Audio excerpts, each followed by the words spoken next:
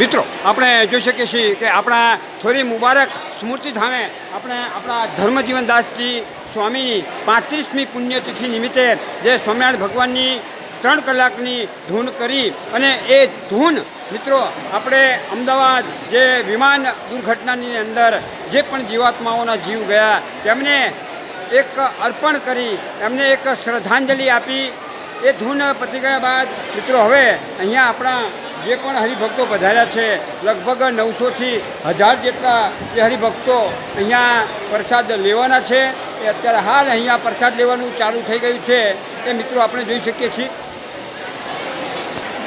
મિત્રો આપણા સંતોએ આજે આપણે જે જમણવાર થઈ રહ્યો છે એની અંદર જે એક પ્રેરણાદાયક જે એમને એક જે નિર્ણય લીધો એ ખરેખર મિત્રો આપણે વખાણવો જોઈએ. કારણ કે મિત્રો આપણે કીધું તે પ્રમાણે કે અમદાવાદની અંદર જે વિમાન દુર્ઘટના થઈ અને તેની અંદર જે પણ જીવાત્માઓના જીવ ગયા છે તેમને આપણે આ ધૂન અર્પણ કરી છે. ત્યારે મિત્રો આજે જમણવારની અંદર મિત્રો એકદમ સાદું ભોજન આપણે મિત્રો રાખ્યું છે.